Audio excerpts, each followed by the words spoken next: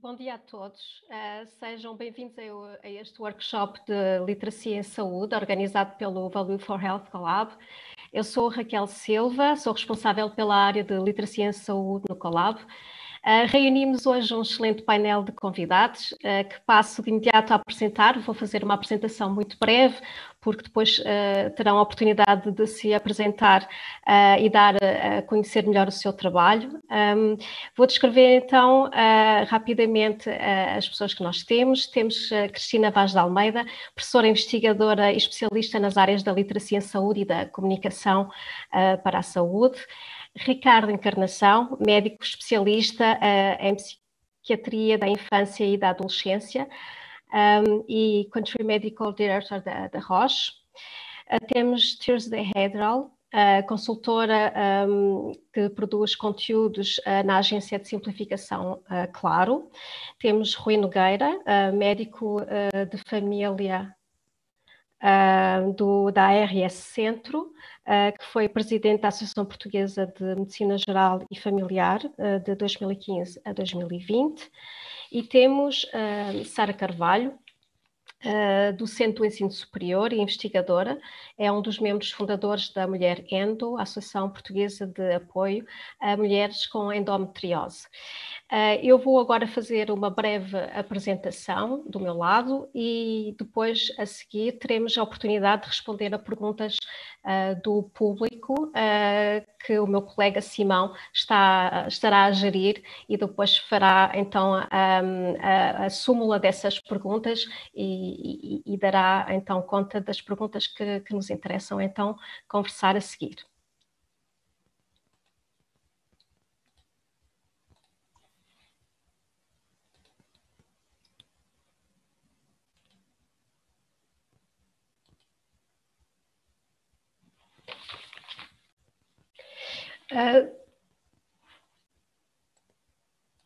Hoje então reunimos aqui um painel que de forma direta ou indireta, atua no campo da literacia em saúde. Temos um painel com partilhas de experiência extremamente ricas, no sentido de vermos em conjunto como é que nós podemos, com empenho, dar um contributo para a melhoria da literacia. O que é que nós entendemos por literacia em saúde, sendo que não é uma definição que será totalmente, talvez, partilhada por todos, mas que precisamos de algum consenso para poder falar sobre certos conceitos, refere-se à motivação e capacidade dos indivíduos para aceder, compreender, avaliar e utilizar a informação para tomar decisões sobre a sua própria saúde. Com isto, queremos essencialmente perceber o que ganha a sociedade com cidadãos mais informados e esclarecidos sobre saúde. No seio do Collab temos vindo a desenvolver alguns projetos que estão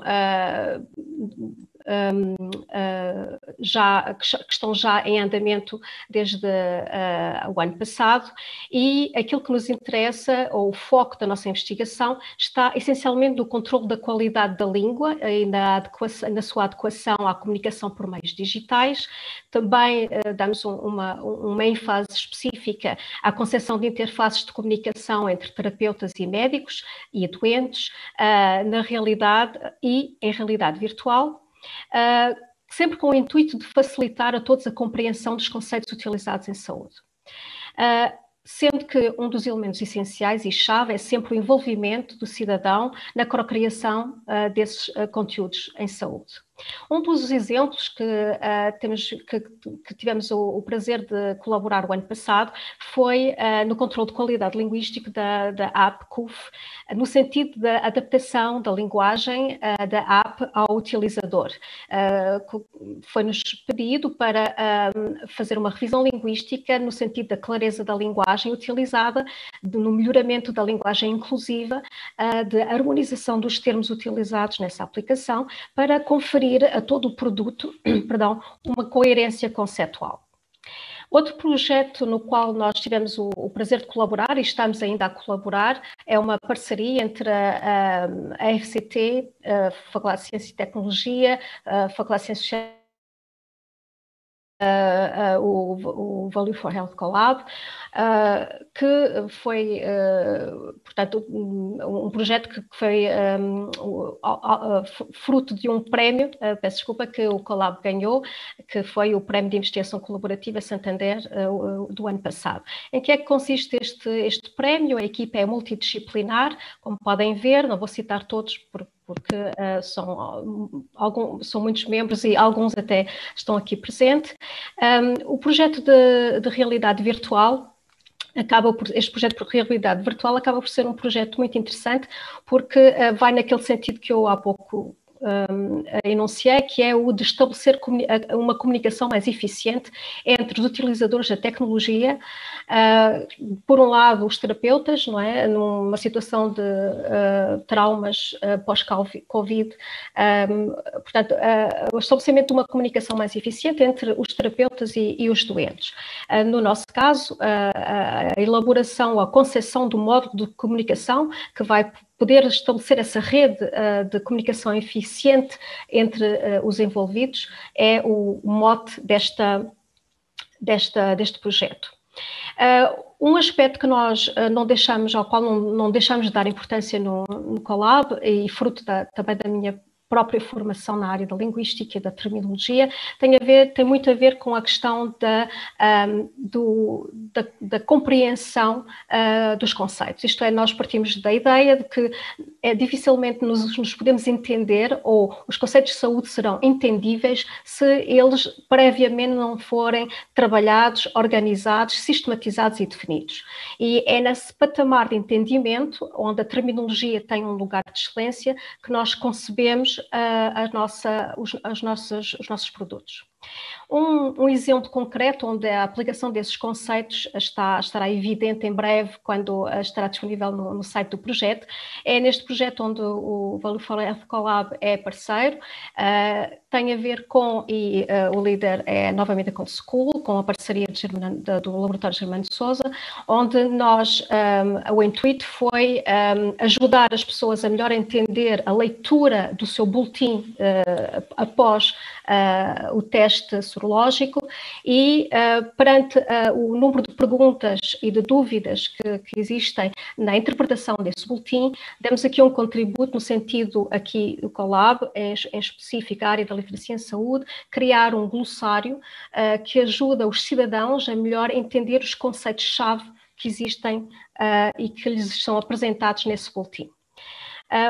Um dos projetos que está mais amadurecido e onde a literacia em saúde também é espelhada, tem a ver com a área da cirurgia cardiotorácica, e no quadro deste projeto há várias valências onde a literacia em saúde aparece. Por um lado, aparece na criação de um guia para o doente em fase de telemonitorização, onde com este guia, que tem a autoria do professor José Fragata, e depois tem o trabalho linguístico sobre linguagem clara, sobre a vulgarização de alguns conceitos que seriam mais destinados para um público de profissionais, mas que quisermos tornar acessível ao próprio doente. Este guia vai tentar ser uma ajuda preciosa para que, uma vez em casa, os doentes possam ter uma forma de se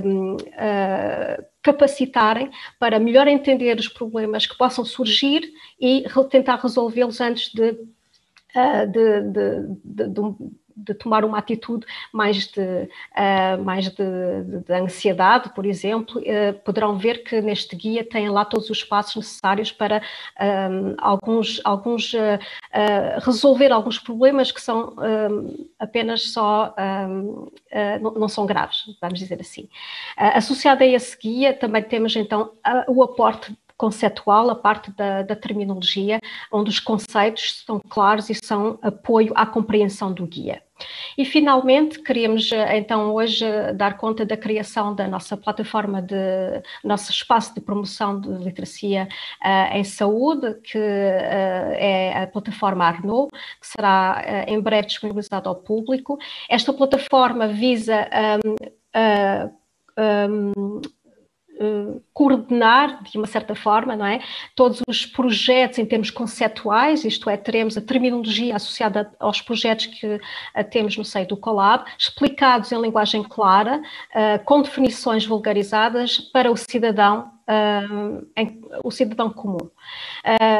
Tem uma componente de glossário, tem uma componente explicativa, tem uma componente depois de acessibilidade a outro tipo de informação, como por exemplo aqui conselhos, por exemplo, da Ordem dos Psicólogos, relativamente ao conceito de recuperação de um doente. Temos outra componente, que é a componente que visa captar a experiência durante a doença. Os doentes gostam muito de conversar, gostam muito de dar conta daquilo que foi a sua fase de recuperação, ou de reabilitação, ou de doença. Tudo isso é gravado, é arquivado e depois trabalhamos também os conceitos que os próprios doentes manifestam nos seus relatos. Por outro lado, temos também aqui uma componente que é uma componente de pedir aos cidadãos que participem nesta plataforma de literacia em saúde, no sentido da procriação, da sugestão de terminologia ou de expressões que lhes são mais difíceis de entender, e nós acabamos por dar aqui uma ajuda à compreensão e à acessibilidade desses conceitos. Gostaria agora aqui, eu vou se calhar, não, vou omitir aqui um vídeo que tinha para vos mostrar, porque sei que já estamos em cima do tempo, e então passaria agora a dar a palavra ao painel. Temos 3 componentes no painel de discussão que se segue. Temos um painel, isto é, um bloco de conversa sobre desafios, que desafios é que a literacia nos lança atualmente, como é que somos capazes de os encarar e em função das nossas experiências e visões profissionais. Depois uma outra visão, uma outra perspectiva, que é das necessidades. O cidadão, o doente, estão no centro da equação. Nós sabemos que isso é fundamental. De que forma é que nós conseguimos, de facto, que eles sejam mesmo o alvo das nossas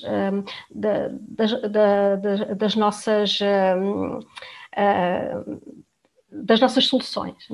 E, finalmente, as soluções, então, baseadas em experiências concretas, e aqui teremos, então, a ação, não é? Como passar da teoria à prática dentro deste painel. Então, dou agora a palavra à professora Cristina Vaz de Almeida, e que fará o favor, então, de iniciar. Gostava. Muito bem, muito obrigada, professora Raquel. Queria só ter a partilha de ecrã, que ainda não tenho. Queria que me dessem a partilha de ecrã, se faz favor.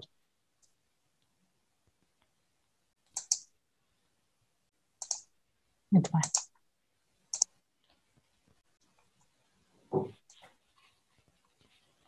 Ora, bom dia a todos.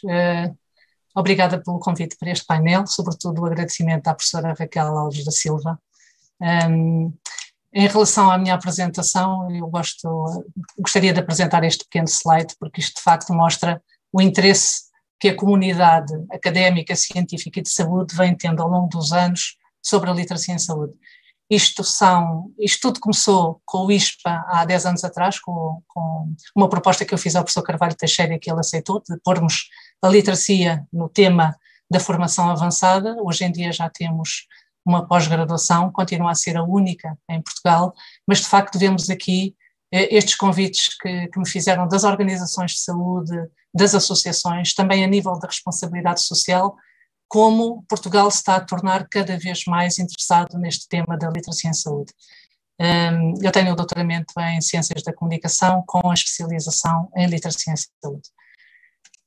Os desafios, muito bem.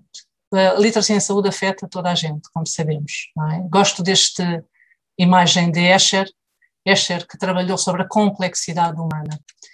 E a complexidade humana, como é que nós olhamos para o cidadão? O cidadão sozinho, o cidadão acompanhado na sua família, o cidadão no seu trabalho, a habitação, o contexto, os determinantes sociais, as questões do ambiente, as questões do seu lazer e da sua qualidade de vida, a questão da sua forma, como ele se desloca, como ele se movimenta, os meios onde ele se movimenta e o contexto onde ele vive. De facto, sabemos que todo o cidadão tem direito e precisa saber como aceder, compreender e usar as informações em saúde, a navegabilidade no sistema, para quê? Para que consiga tomar as decisões corretas sobre a sua saúde. As questões da literacia em saúde são estas: o que é que nós desejamos, queremos? Queremos menos hospitalizações, menos mortes prematuras, diminuir os custos em saúde, que as pessoas façam mais rastreios, tenham mais autocuidado, mais conhecimento dos fatores de risco, uma maior proatividade da saúde e mais saúde e riqueza. Precisamos também de melhorar este processo de comunicação, que é difícil, nos processos, nos formulários, na sinalética, nos acessos. E precisamos, por isso, de uma linguagem assertiva, clara e positiva. Para quê? Para combater estes 50% de população que tem baixa literacia em saúde. Mais de 5 milhões de portugueses têm baixa literacia em saúde. Porquê? Porque as pessoas não compreendem, dificilmente sabem aceder aos serviços, não sabem usar a informação para terem mais saúde. Precisamos também, de facto, mais equidade e sustentabilidade para haver esta maior saúde da população, do cidadão e do mundo. Temos também que olhar para as diferentes perspectivas. Não olhar só para aquilo que está, mas para aquilo que poderia também influenciar todo o contexto. Realmente temos aqui um problema que é as diferentes agendas, quando falamos na relação terapêutica. Temos o profissional de saúde que tem a agenda de compreender, atuar, cuidar e conhecer, e por outro lado temos o utente que precisa de encontrar uma resposta, precisa de encontrar uma atitude gratificante ou descarregar mesmo a ansiedade. Por outro lado, também vemos aqui um problema na educação e impacto dos espaços de saúde. Imagino que há uma pessoa que tem 15 e 18 anos, quer procurar um tratamento num ambiente projetado, com esquemas de cores primários e personagens de desenhos animados. Estes estudos têm vindo a ser feitos ultimamente e, de facto, carece de reflexão sobre a adequação dos espaços de saúde. Também o design e a sinalética têm sido um problema. A Deloitte fez um estudo recentemente e que diz que 1/3 dos visitantes chegam aos hospitais e ficam perdidos, 40% a 50% perdem-se na primeira viagem. Mesmo os funcionários também têm confusão sobre os locais críticos e também se perdem. Precisamos também, de facto, de refletir sobre esta maior integração dos cuidados. O paciente salta de serviço em serviço, de especialidade em especialidade, um infindável caminho, e que tem custos, de facto, para o cidadão e para o sistema. Temos, de facto, de refletir também sobre isto, sobre o investimento em pessoas, em evidências, nos espaços e nos processos. Muito obrigada.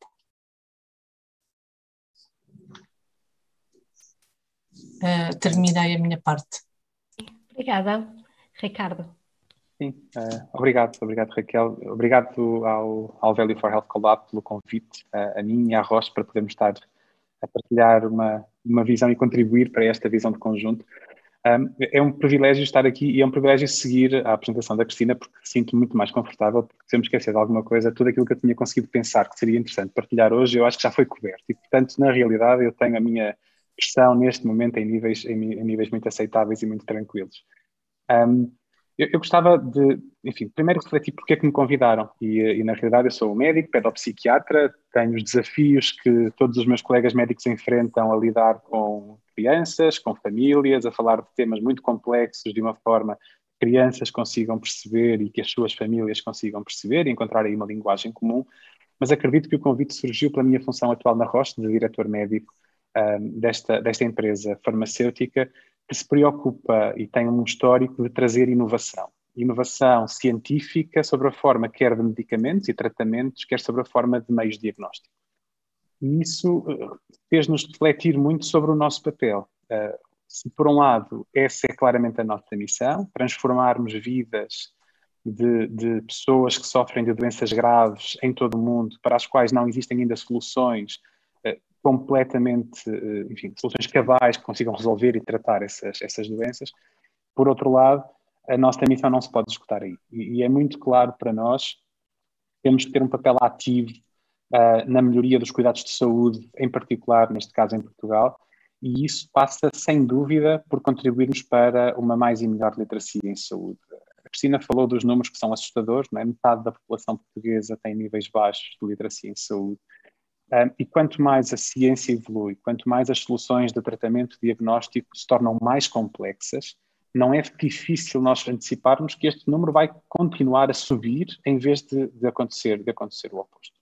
E, portanto, eu acho que o papel que nós temos que desempenhar de uma forma muito responsável é de que forma é que nós podemos contribuir para que esta complexidade da ciência que estamos a produzir, por um lado, se consiga traduzir de forma compreensível e, acima de tudo, acionável por parte, por um lado, dos profissionais de saúde que vão interagir com estas soluções no dia-a-dia e, em seguir, e digo a seguir, não por uma perspectiva de importância, mas de sequência dos factos, pelos doentes que vão beneficiar dessas soluções e que nós sabemos, obviamente, que a baixa literacia em saúde está associada a um conjunto de consequências para a saúde, na utilização de recursos, nos resultados em saúde, que são muito importantes e que já estão mais do que documentados.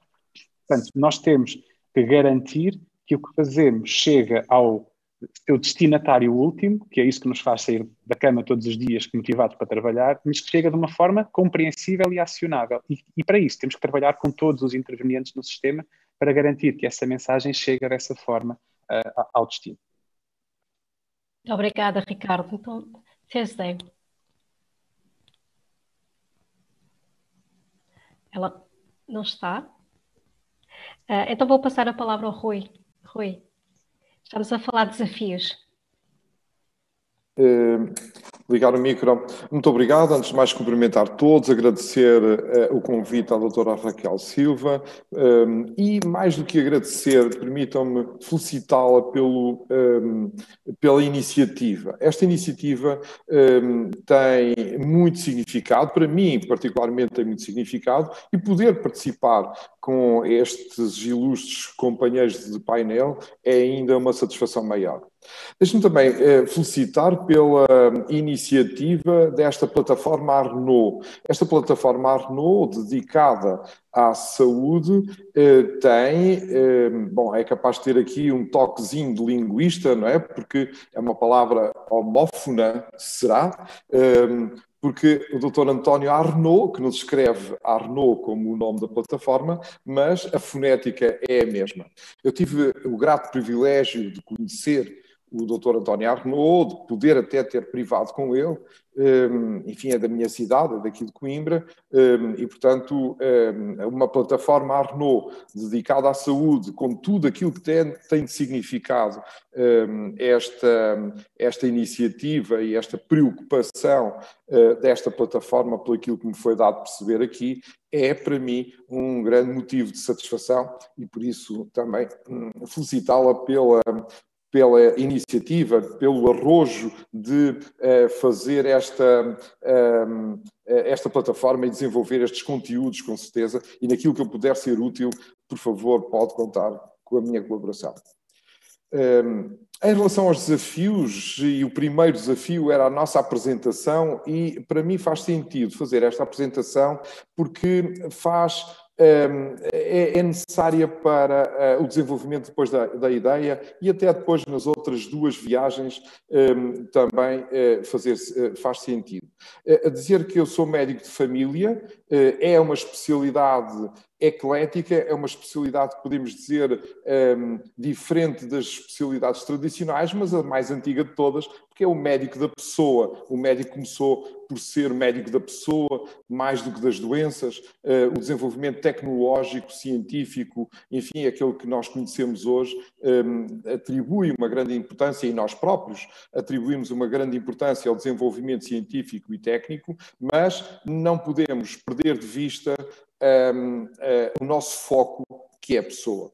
A pessoa doente, muitas vezes, ou a pessoa com dúvidas está doente, ou a pessoa que pensa que está doente, ou a pessoa que nós nem sabemos se está doente ou não. Enfim, é tão vasto o problema que logo à partida é um enorme desafio. Pois bem, mas eu estava a dizer que sou médico de família e há 28 anos. E depois trabalho num centro de saúde há 23 anos. quer dizer com os mesmos doentes, basicamente. Enfim, vão circulando, mas é incrível ver os doentes nesta perspectiva de 23 anos. Eu fui mesmo contar há quantos anos é que aqui, que estou, enfim, com 23 anos e há 14 anos numa USF, numa unidade com uma dimensão diferente. Depois sou orientador de formação há 22 anos, o que me dá uma outra perspectiva naquilo que é a formação de colegas, ou o apoio à formação de colegas mais novos. Fui coordenador também da região centro, do internato da região centro de 2005 a 2015. Fui presidente da associação de 2015 a 2020. Bom, e tenho uma pós-graduação em gestão de unidades de saúde, o que também faz, enfim, frente a uma outra intervenção que há a seguir veremos. O grande desafio que selecionei, e há muitos desafios, mas o grande desafio que selecionei é mesmo só um, mas com muitas envolvências, que é a relação médico-doente. E aqui já dá para ver quanto é importante este trajeto de 28 anos de médico de família, que me dá uma perspectiva da importância da relação médico-doente. E aqui, na relação médico-doente, com uma particular atenção àquilo que é uma ferramenta importante para a relação médico-doente, que é a comunicação. A comunicação que é absolutamente essencial na nossa prática médica, na nossa prática com médicos de família, na nossa prática de relação permanente, contínua, longitudinal com os nossos doentes, personalizada com os nossos doentes. Uma grande circunstância na prestação de cuidados de saúde que, enfim, não podemos deixar de envolver quando falamos de comunicação é a capacitação dos doentes, utentes, se quisermos assim dizer. É indispensável esta visão e daí esta ligação útil, necessária, obrigatória. Veremos depois mais à frente nas outras viagens, da literacia em saúde. Pela promoção da saúde, pela prevenção da doença, por aquilo que tem de importante e cada vez mais na gestão da doença e do doente, com a visão da melhoria e da evolução para a cura.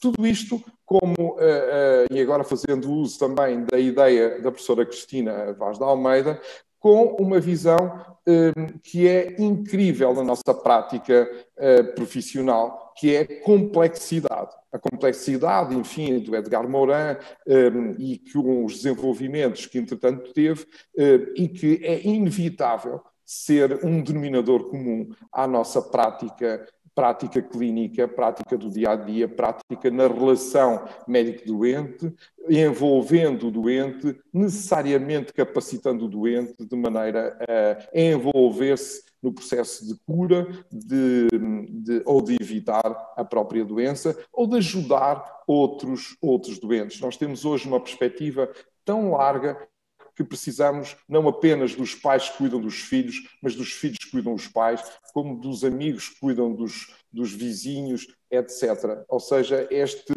esta noção de cuidador que hoje tem que ser muito mais desenvolvida. E ficava por aqui. Muito obrigada. Espero muito obrigada, não ter ultrapassado muito os 2 minutos, mas feitos os agradecimentos. Muito obrigado. Vamos gerir isto tudo, não há problema. Eu agora, se calhar, dava a palavra à Sara, porque eu penso que o ricochete vai ser excelente e depois claro. a intervém. Muito bem, então mais obrigada e faço minhas as palavras dos meus ilustres colegas de painel. É para mim um prazer estar aqui, estou num papel um bocadinho diferente, na medida em que estou aqui como docente e investigadora, mas também e sobretudo como membro de uma associação de doentes. Portanto, como a professora Raquel Silva referiu, de facto eu sou docente do ensino superior na Universidade de Aveiro há quase 20 anos, numa área que aparentemente não está relacionada, mas está, das línguas para fins específicos, mas de facto em paralelo, portanto nós somos seres complexos e portanto para além disto eu tinha outras vivências e a minha vivência enquanto paciente portadora de endometriose fez-me em 2010, quando tive o meu diagnóstico, repensar uma série de coisas e reorientar inclusivamente a minha formação avançada. E portanto eu já tinha nessa altura o intuito de realizar um doutoramento e na área da linguística, mas acabei por, fruto da minha experiência também e das necessidades que vi, dos desafios que vou falar daqui a pouco, de que me apercebi enquanto paciente das lacunas que ainda senti que poderia existir relativamente à comunicação sobre endometriose em Portugal, dar, enfim, um modesto contributo nesse âmbito e, no fundo, orientei a minha tese de doutoramento para essa área. Como também foi referido, eu fui e sou uma das sócias fundadoras da Mulher Endo, da Associação Portuguesa de Apoio a Mulheres com Endometriose, que é neste momento a única associação em Portugal relacionada especificamente com esta patologia, e se calhar, uma vez que também foram referidos aqui alguns números, se me permitirem, eu deixava aqui 3 números fundamentais e depois passava aos desafios.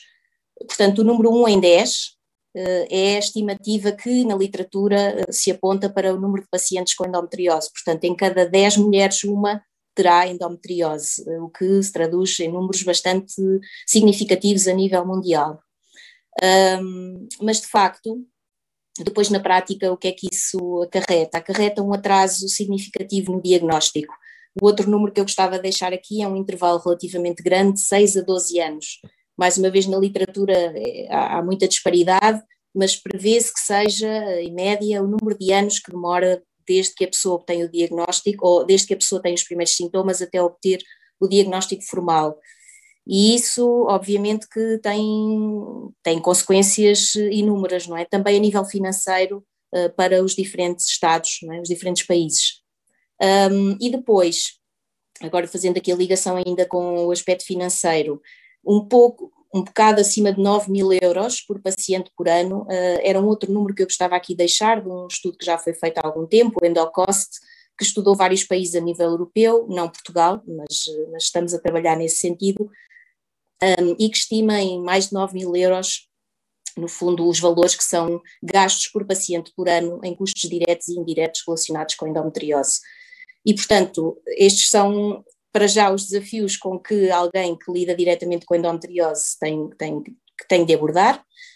Do ponto de vista do paciente, já foi aqui abordada a questão da comunicação o Dr. Rui Nogueira tocou aqui num ponto-chave, a relação entre médico e doente no âmbito da comunicação e da confiança que se estabelece é fundamental. No caso da endometriose, eu diria até que há uma complexidade acrescida, porque sendo uma doença multifatorial e uma doença complexa e que do ponto de vista do tratamento exige muitas vezes, em casos graves, a presença de várias especialidades médicas, no fundo, essa relação de confiança tem que se estabelecer com vários profissionais, o que aumenta a complexidade da questão. Depois, obviamente, também já se falou aqui no acesso à informação credível e clara. Obviamente a clareza é fundamental e de facto o Colab está de parabéns, nomeadamente a dimensão da literacia em saúde pelo trabalho que tem desenvolvido.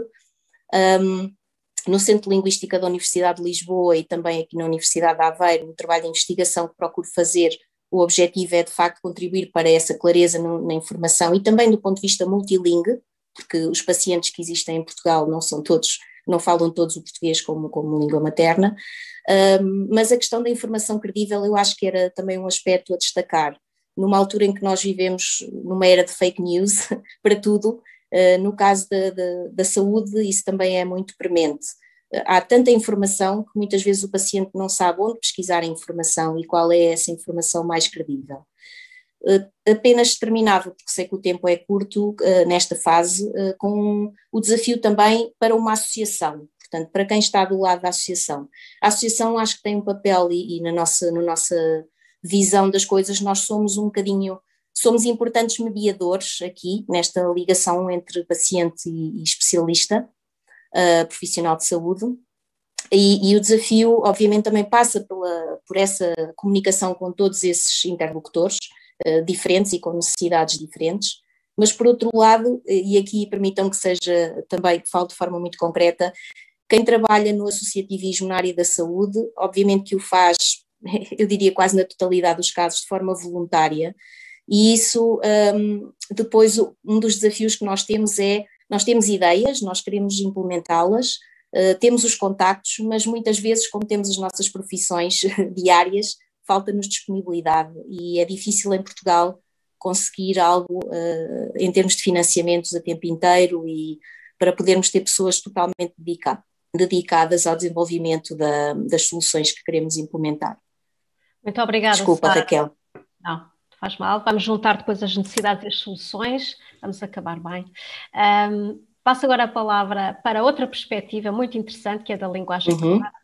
Olá, boa tarde a todas e a todos. Eu sou a Thursday, trabalho na Claro e agradeço desde já a Raquel Silva e ao Value for Health Collab por nos terem convidado a estar aqui. É um grande prazer. E na Claro o que fazemos é dar formação em linguagem clara e também fazer consultoria. Quer para o privado, quer para o público. Ajudamos a escrever de forma clara. Podem ser cartas, e-mails, SMS, sites, apps. Portanto, um trabalho que vai muito em linha com o que faz o Collab e com as preocupações também da professora Cristina no ISPA. A linguagem clara, e também já apareceu num dos slides da professora Cristina, tem como objetivo permitir que as pessoas que leem encontrem, compreendam e usem a informação de que precisam para realizar determinadas tarefas ou tomar decisões. Estas leitoras e leitores podem estar em situações tão variadas como ser alguém que quer consultar um folheto informativo, perceber como deve tomar um medicamento, perceber se tem direito a receber cuidados de saúde, quando pode ter de esperar, etc. Portanto, para alcançar esta clareza, o que fazemos é usar métodos que estão comprovados e que estamos sempre também a tentar melhorar ao longo dos anos. Mas um ponto assente é que, ao escolher, organizar e escrever os conteúdos, vamos ter sempre em mente e vamos ter sempre no centro das nossas preocupações as necessidades da pessoa que vai ler e as dificuldades que poderá sentir a cada momento. E muitas vezes vamos também testar, sempre que temos a oportunidade, vamos testar os documentos para perceber se de facto para pessoas com determinado perfil ficou fácil encontrar, compreender e usar a informação. Portanto, para nós o desafio principal é sempre percebermos as necessidades do receptor ou do receptor e escrevermos de maneira a ajudar a suprir eficazmente essas necessidades. Em jogo está sempre informação completa, seja estejamos a trabalhar na área da saúde ou noutras áreas, mas para a área da saúde eu destacaria 3 desafios, que também já foram aqui mencionados por algumas pessoas, que é conhecer bem o público-alvo, saber que palavras as pessoas usam para falar de sintomas, de doenças, de como se sentem, etc.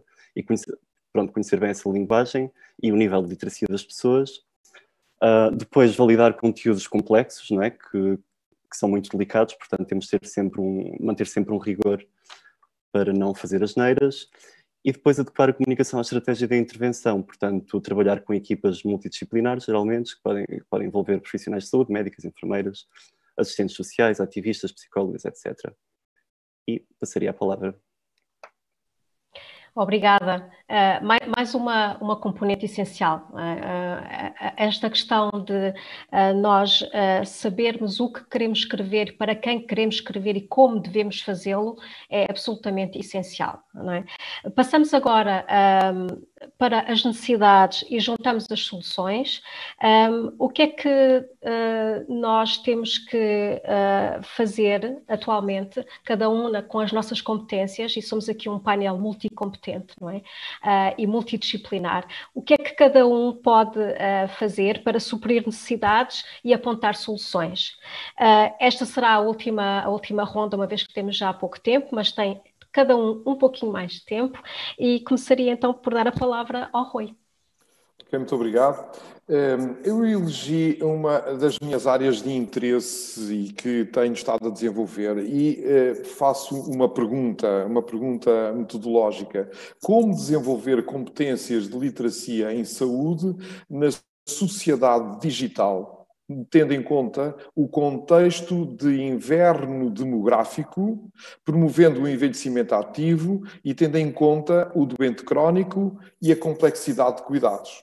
Isto é uma pergunta metodológica. Como é que nós integramos todo este conhecimento? E a literacia em saúde é aqui necessária para casar com a sociedade digital. A sociedade que temos hoje não é a mesma sociedade que tínhamos há 10 anos e até a pandemia que vivemos agora nos trouxe um desafio ainda maior com a necessidade de desenvolver recursos na área do digital. Por outro lado, nós temos que fazer, e já passando de algum modo para a situação e solução, necessidades e soluções, a reconversão das nossas organizações. Repare-se, aquilo que nós temos hoje foi feito à luz de necessidades que eram do passado. As necessidades que temos hoje são diferentes e no futuro serão muito mais diferentes. Eu chamaria reconversão das organizações. Aquilo que temos hoje nas nossas unidades de saúde não é adequado às necessidades que temos hoje como profissionais e especialmente às necessidades que temos dos nossos doentes. A integração de cuidados, cada vez, enfim, fala-se já disto há muito tempo, mas cada vez é mais notória a necessidade de integração de cuidados.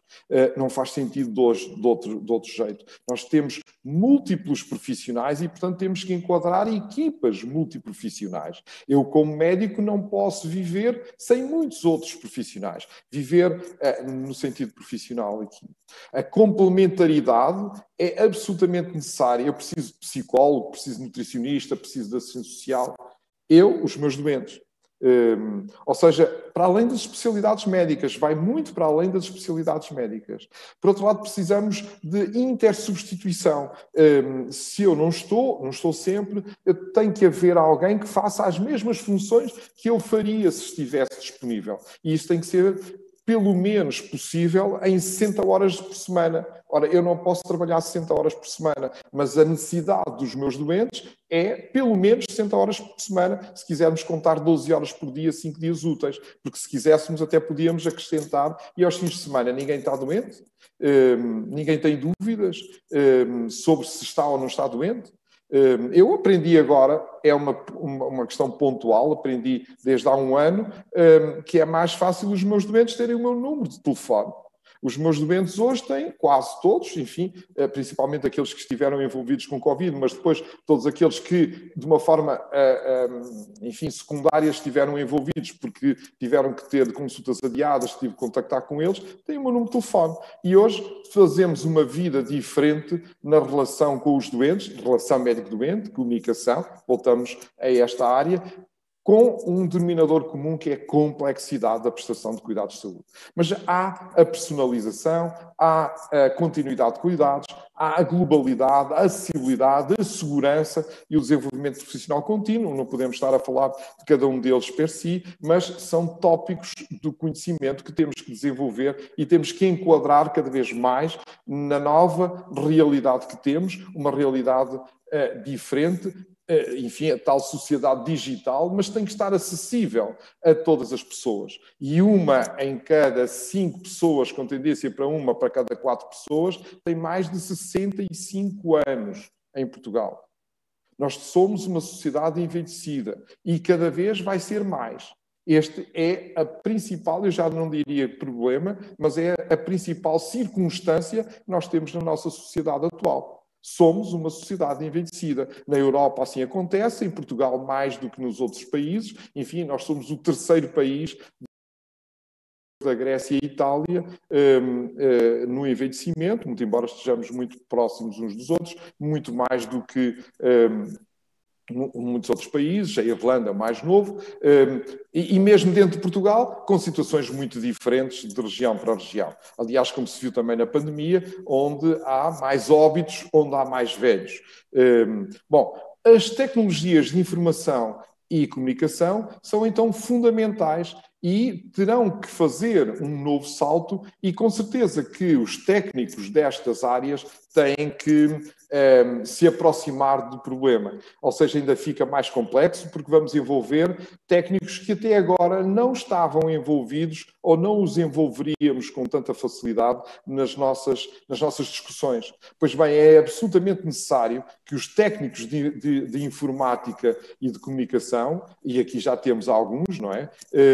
Estejam ao nosso lado. Porque aquilo que nós temos hoje é um desajustamento completo da realidade. Eu não devia trabalhar com um teclado igual ao de qualquer um que trabalha com um computador, porque o meu teclado devia estar adequado à minha função. Os sistemas informáticos que nós temos disponíveis estão preparados para uma pessoa que está a trabalhar num escritório. E nós não estamos a trabalhar num escritório, estamos a trabalhar num consultório com uma pessoa à frente. Ou seja, está completamente desajustado da realidade. As nossas ferramentas informáticas e de comunicação estão desajustadas da realidade e cada vez, Siloão, mais desajustadas ainda.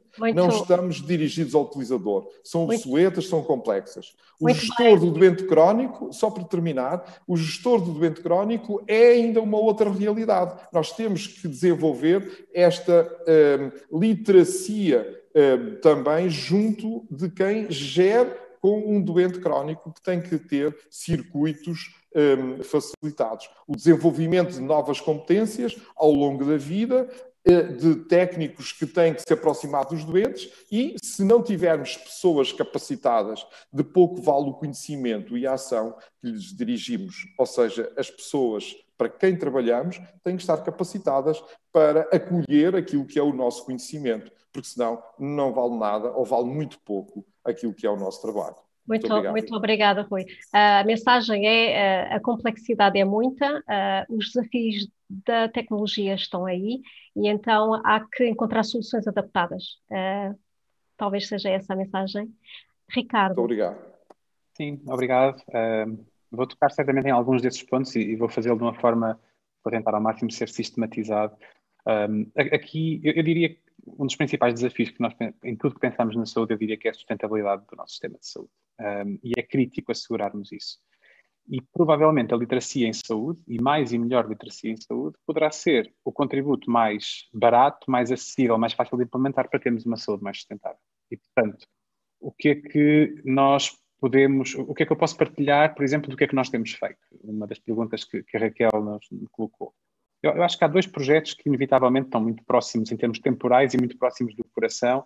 Um, na área da oncologia, a doença que, segundo estudos recentes, dizem que é a doença que mais preocupa a população portuguesa, que é uma plataforma chamada Infocancro, uma plataforma desenhada pela Roche, mas desenhada, tal como a Thursday dizia há pouco, em criação com um conjunto de outros intervenientes no contexto da saúde, médicos, doentes, enfermeiros, farmacêuticos, para conseguirmos tentar que fosse um ponto de chegada, um ponto de encontro, se quiserem, para todas as pessoas que têm dúvidas sobre a doença oncológica. E nós sabemos o estigma que ainda está associado, o medo que está associado a estas doenças, e particularmente no contexto pandémico, e o Rui Nogueira falou disso agora mesmo, as pessoas sentiram-se com uma dificuldade enorme de aceder aos médicos de família, aos seus cuidadores, porque estavam, obviamente, o sistema todo a lidar, como temos ouvido imenso, num cenário de guerra, a lidar com aquilo que era o emergente.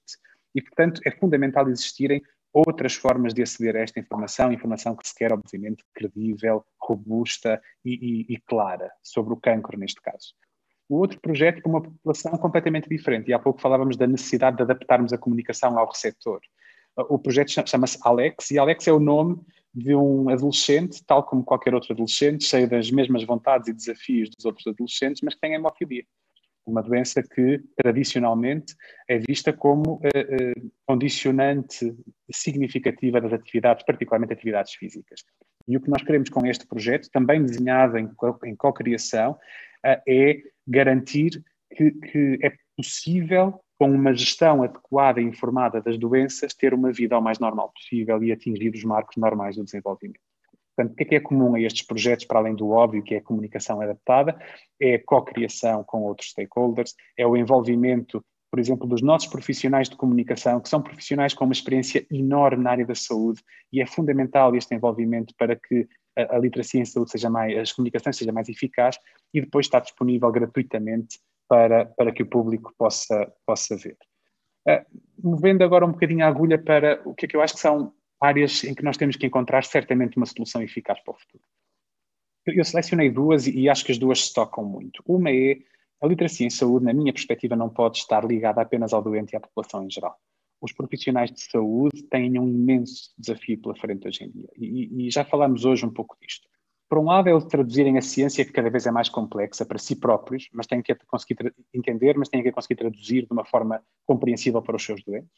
Segundo, o de permitirem, eu diria até mais, o de incentivarem uma participação que é verdadeira dos seus doentes nas decisões que os afetam. E isto é, para nós médicos, fomos muito pouco treinados nas faculdades a conseguir fazer isto de uma forma natural. Nós vamos fazendo, mas é muito ainda, é algo que nós temos que aprimorar.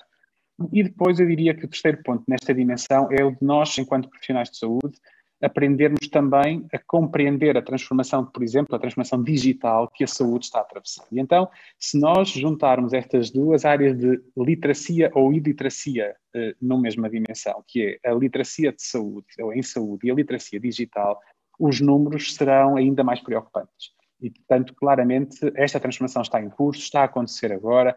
Há, claro, a questão dos interfaces tecnológicos que o Rui Nogueira falava, mas há um conjunto de outras coisas que nós ainda temos muito pouco acesso, mas estamos a falar de software as medical device, biomarcadores digitais, e nós vamos ter que perceber, e os doentes vão ter que perceber, e vamos ter que perceber o valor destas soluções.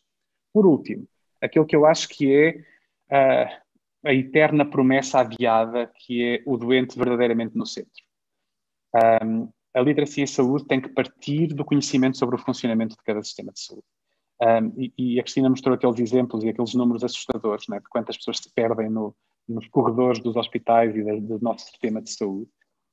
Em Portugal, os doentes sentem-se, obviamente, muito perdidos no sistema. E esse sistema é cada vez também ele mais complexo, com mais interfaces, muito mais difícil de ler. E enquanto esse problema basilar não for resolvido, será muito pouco possível avançarmos no domínio da literacia. Portanto, eu acho que nós necessitamos de assumir essa centralidade do doente. As necessidades têm que ser supridas de uma forma global. Acho que, a título de exemplo, diria que a criação de uma forma transversal em toda a sociedade de provedores do doente, de navegadores com o doente, dentro das diferentes instituições, poderiam compreender melhor o caminho que os doentes fazem, as dificuldades de acesso e fazer uma ponte entre o sistema e os doentes ou os utentes, acho que seria fundamental. Dizer-te que acho que todos nós temos que pugnar e advogar por uma equidade em literacia em saúde, e não só uma equidade no acesso aos cuidados de saúde. E na realidade, a pandemia foi um outro exemplo. Foi muito mais fácil para uns aceder à informação do que para outros, e isso também tem que mudar. Obrigado. Obrigada, Ricardo. Eu vou reter uma frase que eu penso que vai marcar este painel, que é: a literacia é a solução mais barata. Passo a palavra à Sara. Obrigada. E eu se calhar pegava mesmo nessa ideia, porque de facto aqueles números que eu dei há pouco demonstram que com maior literacia, e no caso, por exemplo, específico da endometriose, se houver uma cirurgia que possa ser evitada vezes várias mulheres, não é? Portanto, na realização de múltiplas cirurgias será, obviamente, uma poupança enorme. Para além de que nós aqui temos que abordar, por exemplo, no caso de doenças incapacitantes, como é o caso da endometriose, não se trata apenas de custos diretos, mas sim os indiretos, quer dizer, se eu não consigo ir trabalhar, vou ficar de baixa, ou então até consigo ir trabalhar, mas não sou produtiva, o chamado presentismo. Relativamente centrando aqui a questão nos desafios, já foram aqui abordados por vários dos colegas de painel. O Dr. Ricardo Encarnação focou aqui também um outro aspecto muito importante, que é esta questão da ponte e da questão da centralidade verdadeiramente do doente.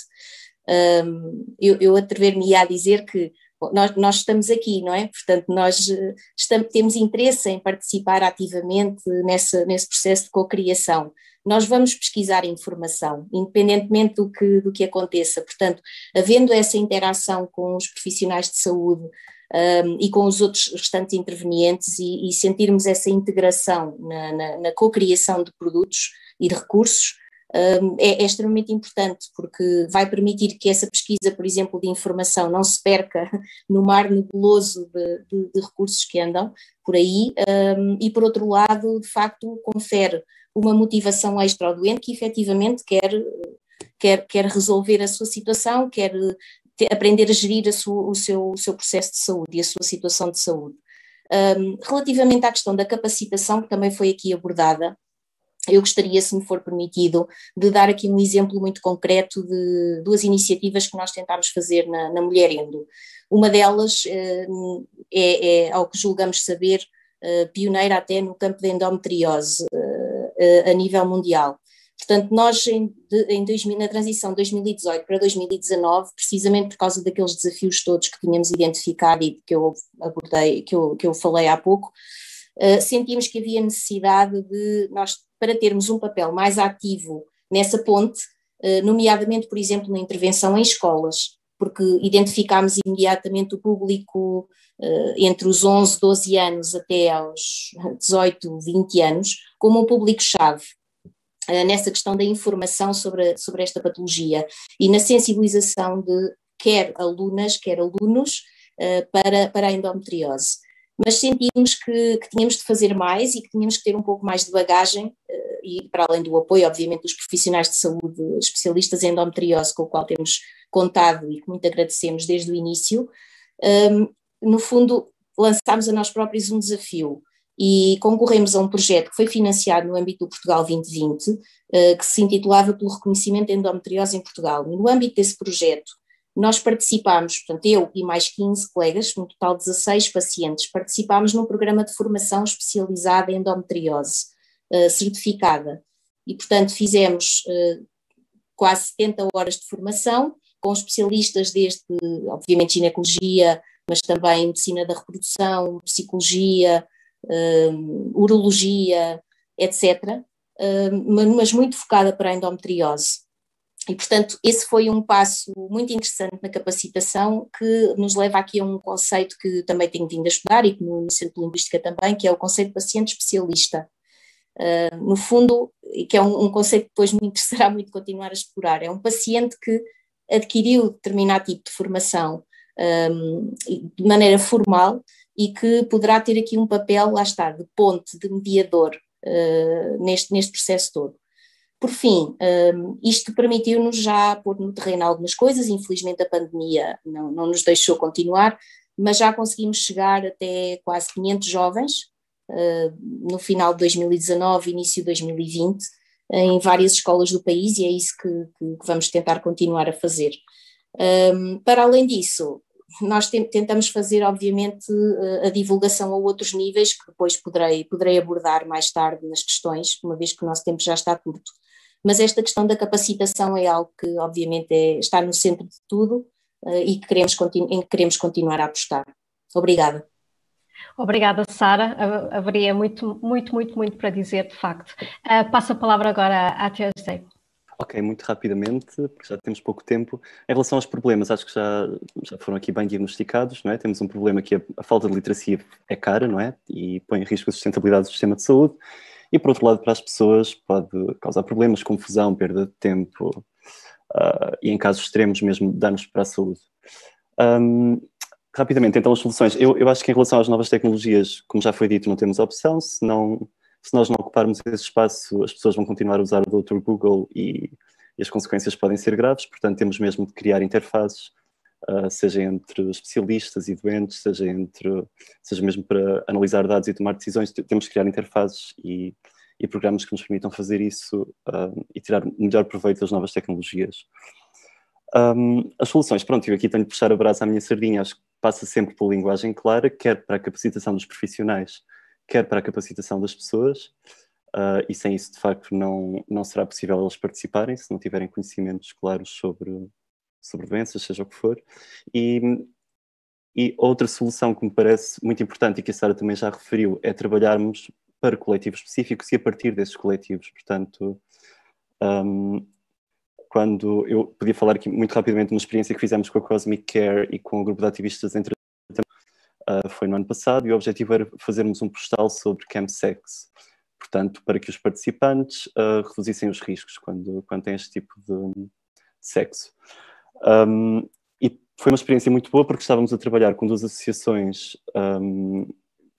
que nasceram da própria comunidade e que para resolver problemas específicos dessa comunidade, no caso da Cosmic Care, consumo de drogas, no caso do grupo de ativistas em tratamentos de infecções sexualmente transmissíveis. E, portanto, quando estivemos a trabalhar em grandes reuniões com psicólogos, assistentes sociais, médicos, pacientes, especialistas em linguagem clara, também conseguimos, creio eu, um postal muito simples e que é muito simples, apelativo e que de facto fica como um objeto que as pessoas podem não só ler, mas podem também partilhar e tem os contactos fidedignos, não é, que as pessoas deverão usar caso haja algum problema de violência sexual, para rastreio de VIH ou para análise de drogas. Pronto, dito isto, não sei, acho que passo a palavra, temos muito pouco tempo. Obrigada. Obrigada. Passo agora a palavra à Cristina, para fechar então este nosso painel, antes da nossa última intervenção.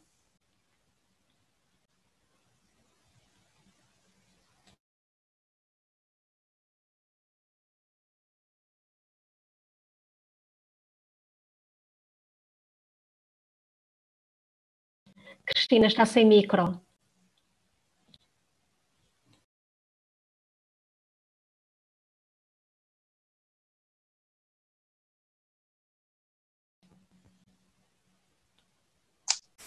Desculpem, já me ouvem, não é? Sim, sim. Muito bem, então vamos juntar as necessidades com as soluções. Ouvi os meus colegas com muita atenção, de facto, é muito importante aquilo que foi dito, sobretudo as questões. Oh, meu Deus, está outra vez. Estão a ver? Estão a ver? Não. E agora? Agora a partida vai dar. Sim, agora sim. Ok, muito bem. Então, o que é que... Voltei outra vez a este slide, porque o Ricardo falou das questões da capacitação dos profissionais de saúde.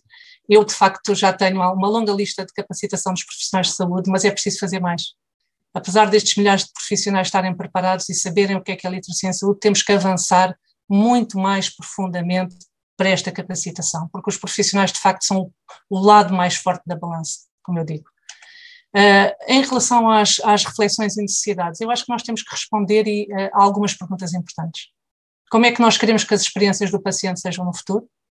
Quais são as soluções mais humanizadoras e que tragam valor, mesmo no digital? O que é preciso e o que é essencial para mudar e para fazer seguir essa nova direção? Também há reflexões que temos que ter, que é sobre os conhecimentos que as pessoas têm para tomarem decisões informadas.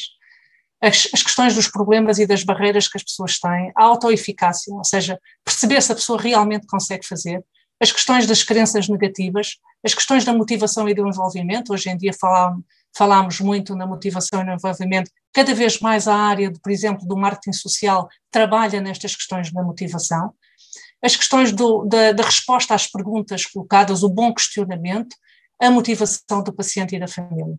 De facto, temos que obter as perspectivas dos pacientes sobre a sua navegação nos serviços de saúde, a interação com organizações e profissionais, o seu nível de informação, fazer participar também as organizações, não só de saúde, mas as organizações sociais com a comunidade e com a literacia em saúde, ter a perspectiva dos pacientes e este ponto que é do patient advocate que a Sara bem falou, que é os doentes crónicos têm muita especialidade, já sabem muito e podem servir de elemento-chave para melhorar a literacia em saúde.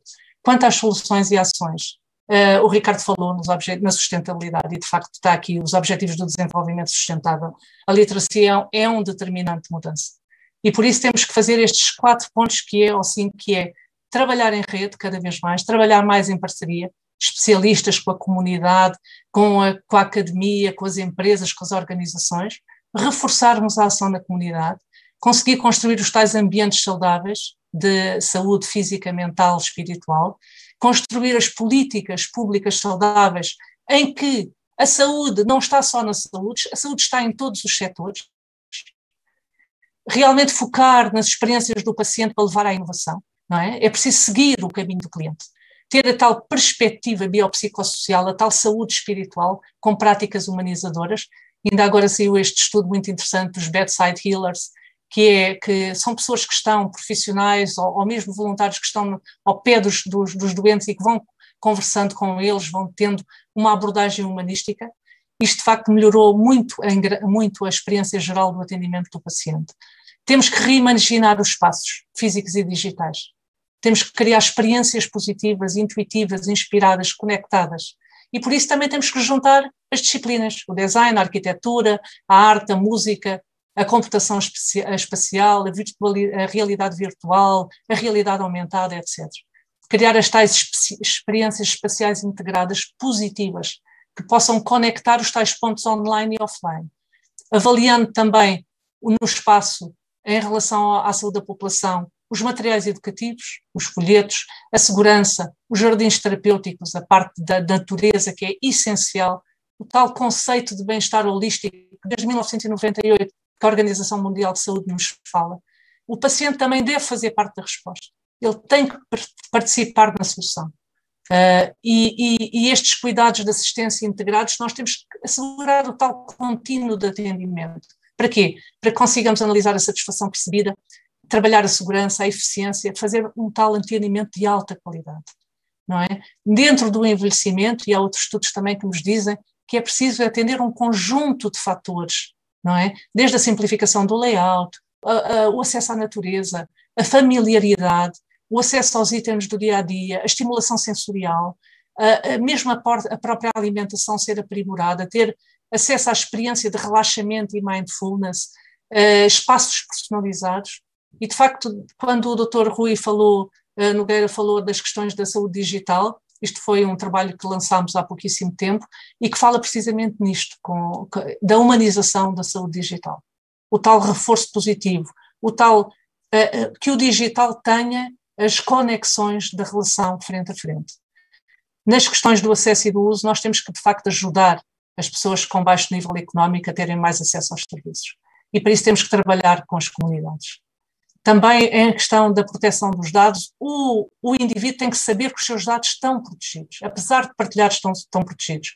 A Comissão Europeia lançou em junho de 2020 3 prioridades: a segurança dos dados, a saúde personalizada partilhada e a questão do empoderamento do cidadão. Isto são questões-chave que nós temos que ter em conta. Volto outra vez ao Escher, porque de facto tem aqui a resposta ao valor do cidadão, o valor para o sistema e o valor para o cidadão. Se olharmos para a queda d'água, nós se observarmos a água a cair, reparamos como é que a água cai sobre a roda, corre para a direita, para o mesmo plano onde voltará a cair. Ou seja, tudo está no mesmo plano e tudo está em constante retorno. E assim também é a saúde que queremos.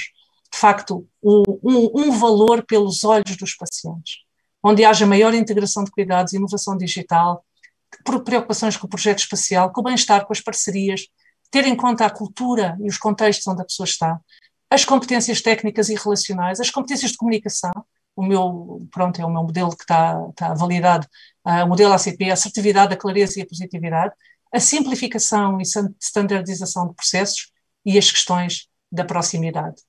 Em relação à solução, sabemos que a influência começa ainda antes da primeira palavra, diz o Cialdini, mas sabemos que a palavra tem poder, não é? E temos que trabalhar em parceria. Vou deixar-vos aqui alguns trabalhos em parceria, que foram feitos com profissionais de saúde e agora especialistas em saúde. Começámos por esta reflexões de literacia, modelos, estratégias em 2018. A participação no Manual de Boas Práticas de Literacia em Saúde da Direção-Geral da Saúde. O Literacia em Saúde na Prática, que também é um bom documento de informação sobre a literacia em saúde. Esta parceria com a Rebrals, com a Rede Brasileira de Letramento em Saúde, que fiz o ano passado e que produzimos 2 volumes de 50 técnicas de literacia em saúde na prática, também com especialistas de literacia em saúde. O trabalho que fizemos com o Centro Hospitalar Universitário de Coimbra, com o Grupo de Literacia em Saúde, destaca aqui a enfermeira Berta Augusta e o enfermeiro Sérgio Abrunheiro. Saúde em tempos de pandemia, com o apoio da Associação Portuguesa para a Promoção da Saúde Pública e da doutora Lina Guarda. Bem-estar, mindfulness e saúde oral. As questões do bem-estar são essenciais na saúde. Tivemos o apoio através da APPSP e da SPEND, da Sociedade Portuguesa de Estomatologia e Medicina Dentária, com o professor Sampaio Fernandes. Biblioterapia em contexto hospitalar na promoção da literacia em saúde, a eficácia do storytelling. A narrativa é importante, a narrativa contada ajuda na memorização. Tivemos o prefácio da melhor contadora de histórias do país, que é a Cristina Taclin. Olhos e máscaras na pandemia, que acabado de referir, com o apoio da APPSP e do IXE Douro, que vamos lançar em breve. E, de facto, que termino com isto, precisamos de mais especialistas em literacia em saúde para emergir e consolidar a mudança. Precisamos de mais organizações que reconheçam e investam em literacia em saúde. Temos a pós-graduação em literacia em saúde, é a única no país, continua a ser a única no país e, de facto, aconselho vivamente. Muito obrigada. Obrigada, professora Cristina, obrigada. Eu penso que não podia haver melhor síntese deste painel. Não sei se a Luísa quer intervir. Eu sei que estamos muito em cima do tempo, mas vou-vos deixar aqui um desafio colocado pelo painel da análise de custos. Bom dia a todos os que estão a ouvir em casa e aqui aos nossos oradores. Então, o desafio é como devem ser transmitidos aos cidadãos, ao doente, os custos associados aos cuidados de saúde, de modo a que possam compreender esses custos e tomar as decisões conscientes, portanto, fazer as suas escolhas de uma forma consciente. Muito bem. Eu vou canalizar esta pergunta porque o tempo é muito escasso. Eu penso que a Thursday aqui pode, se calhar, dar uma chega muito interessante. Bem, não sei se a chega poderá ser interessante, mas eu tenho uma questão em relação à questão que é, quando falamos de uma decisão consciente, bem, é consciente para a saúde ou consciente para a carteira? Temos de pensar nisso. Mas a minha chega seria mais a nível de pensarmos quando comunicamos custos de saúde ou qualquer outra questão relacionada com a saúde, pensarmos no fator emocional também. Tivemos uma experiência uma vez de um material informativo sobre um medicamento e apercebemos a certa altura que explicávamos às pessoas, ok, este é o efeito secundário, pode acontecer, é um efeito suave, portanto, neste caso não precisa ir ao médico, mas quando mostrávamos às pessoas uma fotografia de outra pessoa com aquele efeito secundário do medicamento e lhes perguntávamos então o que é que faria nesta situação, e a pessoa dizia-nos imediatamente, eu ia ao médico, ia logo ao hospital. Portanto, mesmo que as pessoas compreendam racionalmente a informação, é este fator emocional que também devemos ter em conta. Não sei o que mais posso dizer sobre o assunto. Perfeito. Eu acho que o fator emocional aqui é de facto o que pesa. Não sei se alguém quer complementar a resposta ao desafio colocado pelos custos em saúde. Não? Então, eu acho que o Dr. Rui Nogueira é o especialista. Pois. Sim, só que o tempo é pouco e, portanto, vamos ter mesmo que concluir porque o painel seguinte, depois atrasamos isto tudo. Então, eu não sei se há perguntas. Luísa, há perguntas? Não. Não há. Então, sendo assim, vamos dar por concluído. Quero dar um agradecimento muito sentido a todos aos membros deste painel que aceitaram logo, sem questionar sequer, quando foram convidados para participar. Sou muito grata pela vossa participação, pelos contributos que nos acabaram de dar, que foram essenciais, e quem sabe se nós nos voltamos a encontrar um dia destes para falar novamente de literacia em saúde. Muito obrigada a todos. Obrigada. Muito obrigado. Obrigada. Obrigado. Obrigada. Bom dia.